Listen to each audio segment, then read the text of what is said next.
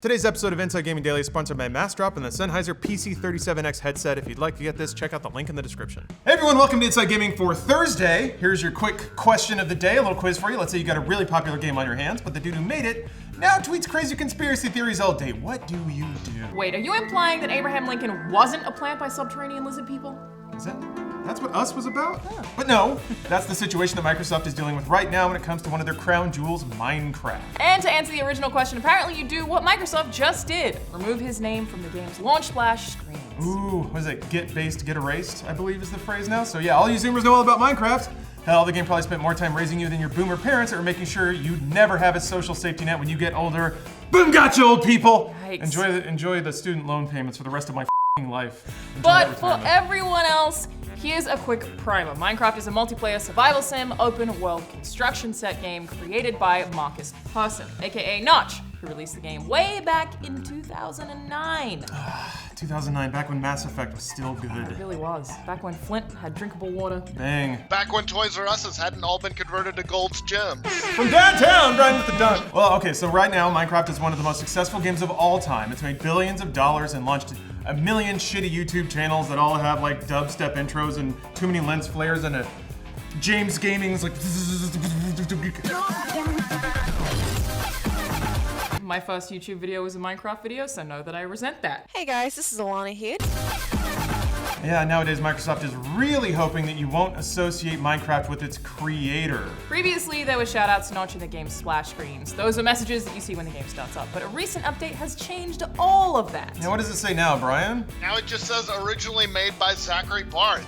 He's the guy who made Infiniminer, and like, apparently was cool at being ripped off by Notch. These changes were first noticed by Twitter user Decrepit Lab, who dug into the update, and while Notch is still in the game's credits, there are no longer little mentions like, quote, made by Notch, quote, the work of Notch, and, quote, 11/08/13, which is a reference to Notch's wedding date, but I'm pretty sure he left his wife shortly after becoming popular. Kind of a weird thing to have in there anyway, but all those are gone now thanks to Minecraft's new daddy, Microsoft, who bought it back in 2014 for $2.5 billion. Yeah, how'd that work out for Notch? It made him really, really rich, and he did rich guy things, like outbidding Beyonce and Jay-Z for a $70 million house in Beverly Hills. Sometimes he throws expensive parties just to throw parties. Please be my friend. He's got a candy hallway. I went to one of his parties once.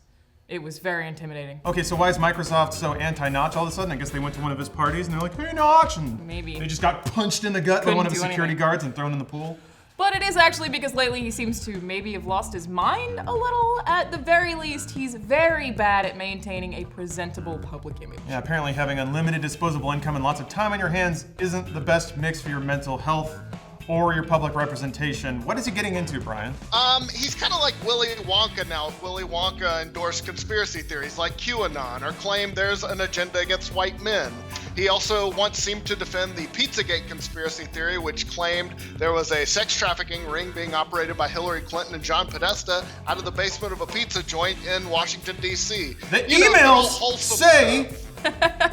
Yeah, it's weird that Microsoft might want to distance themselves from somebody who's buying wholesale into a pedophilia ring. We're not going to debate the merits of these claims, because there aren't any, but from a corporate perspective, it's not surprising that Microsoft is doing this. Of course, yeah, it's another example of the corporate world not wanting any whiff of controversy around one of their products. And while Notch made an all-time classic game, he's definitely had his share of controversies over the years. Yeah, got a quick Minecraft history lesson for you guys. We know you Minecraft kids all have fried, Ritalin-addled brains, but we promise we'll make this quick. Minecraft first released in 2009 after Notch was inspired by a very similar game. What was that game, Brian? Infiniminer. Minecraft almost instantly blew up, and now it's the second most popular game in history after Lawrence. Tetris, the best game ever made. So that obviously draws some big-time corporate attention, and then a few years later, Microsoft bought the game and its studio Mojang, or Mojang, for $2.5 billion. That's a lot of cash. That also drew some controversy. Some Mojang employees were apparently not happy about the sale, despite getting $300,000 bonuses. Yeah, so we said this was going to be a lesson, and just for fun, let's do some quick math. Do you want to know how much $300,000 is compared to $2.5 billion? It's 0.012%. So that's a little fun fact for you. Apparently all that led to some really hard feelings, because Notch would later tweet that the Mojang employees, quote, all hate me now, and he added that, like 3 people thanked me for the bonus I gave for my own private money, others said I was cheap. For 0.012% isn't enough for you? I'm gonna go back to my candy hallway. That's a lot of money, though. As for Notch, he seemed to get more and more erratic on Twitter. After the sale of Minecraft, he tweeted that he, quote, never felt more isolated, and that the, quote, problem with getting everything is that you run out of reasons to keep trying. Wow, he's like our generation's Citizen Kane. Dude, go swim in a giant pool or something. Yeah, have your security guards beat up another Microsoft employee. So as the years gone by, it's just gotten worse, which brings us back to the present, where Microsoft is like, yeah, we're not gonna really mess with him anymore. And they're right, Notch hasn't been involved with Minecraft for years now, but the fact that he created it has again brought up issues of how to separate art from the person who made it. Yeah, this keeps popping up in recent headlines, right, Brian? Yeah, we've seen this most recently with Michael Jackson. Radio stations have been pulling his music after the documentary Leaving Neverland reignited the debate over his alleged abuse of children. That's been around for a while, but this documentary really pushed that to the forefront. Also, R. Kelly, recently he got dropped from his label after the Lifetime special on him. So yeah, that's there's been similar issues with films of Woody Allen and Roman Polanski, who both had their own issues. If by issues you mean literally banging kids, then yeah, they have issues. A few.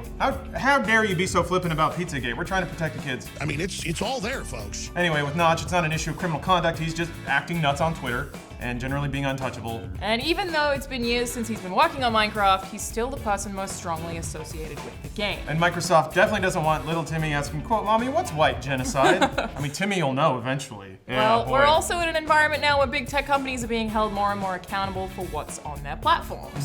Yeah, the European Parliament recently passed changes that make a platform like YouTube responsible for copyright infringements committed by their users. Google News could even have to pay publishers if they use just even a little bit of their content. So yeah, conspiracy tweets aren't the same thing as copyright violations, obviously, but it's just kind of the culture we're in right now. Microsoft still doesn't want to be associated with somebody who's a loose cannon, to put it mildly. They're not the only ones distancing themselves from Notch either. There are all kinds of jokes on the internet about how now people pretend that Minecraft was an immaculate conception rather than the work of a deranged billionaire Swedish dude who sounds like an InfoWars host. Microsoft didn't comment on their purge, but it's safe to say that going forward, they're going to mention Notch as little as possible. Yeah, probably better that way. Let's just remember the good times, when Thriller was a pure track. Oh boy. Thanks for watching. See you next time. Today's episode of Inside Gaming Daily is brought to you by Massdrop and the Sennheiser PC37X headset. So I just received this about an hour ago, so I haven't had a whole lot of time to use it, but I did listen to a Goldfinger album with it, and I can tell you that Goldfinger's never sounded better. Yes, they put out an album in 2017. It's actually pretty good. You should check it out. And you should check it out with these new Sennheiser headphones. They got great audio quality. They don't block outside sound, so you can actually hear through pretty well. The mic has an auto mute function, so when you flip it up, it turns off. You flip it down, it turns on. And this is a little thing that I like. They're still analog. I'm not a big fan of USB audio. I like the warmth of an analog signal. And then Sennheiser, they have a good reputation for audio hardware, and just from the little amount of time I spent with these, I think they might become my new standard headphones. So if you want to get these, Massdrop is actually providing a $10 credit if you go to our URL. That's dro.ps/insidegaming-PC37X. So check out that link in the description, and thank you, Massdrop, and thank you, Sennheiser, for the headphones. Oh, you shouldn't do that. So, yeah, in a tweet storm last night, Ybarra went on some of the reviewers, calling one of them embarrassing and suggesting that gamers just watch streams instead. Oh, Lawrence, why is he so touchy? Good question. There might be some business considerations behind his outrage, but first let's cover what Ybarra said. Listen, it'd be really easy to paint this as just like some bigwig executive monocle-wearing Microsoft fat cat